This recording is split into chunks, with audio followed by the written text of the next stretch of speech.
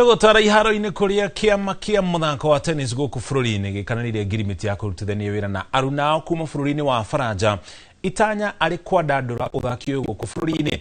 Ngirimiti ĩno ĩrĩa ĩkananĩirwo mwena wa Loresho gũkũ Nairobi ĩrĩ na muoroto wa gũthondekera athaki ethĩ ũthaki-inĩ wa tennis makĩria kuma gũkũ bũrũri-inĩ na nginya itaro-inĩ cia Rũraya.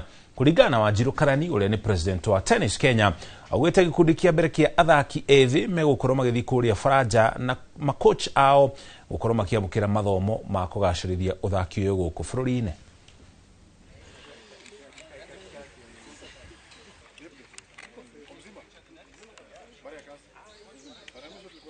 This opportunity is a once in a lifetime opportunity and you should never take it for granted, because like the people out there who'd want this opportunity and some of them don't get it, so we'll have to utilize this to the max. As Tennis Kenya, we are looking to put up a public facility at Kasarani, and the best way to do it is also to do the best course from the beginning.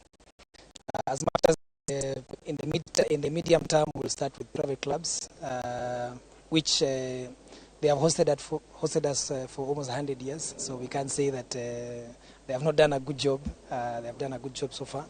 So looking into the future, we need to do our own public courts, and when we will be doing them, we will start doing them the right way from the first.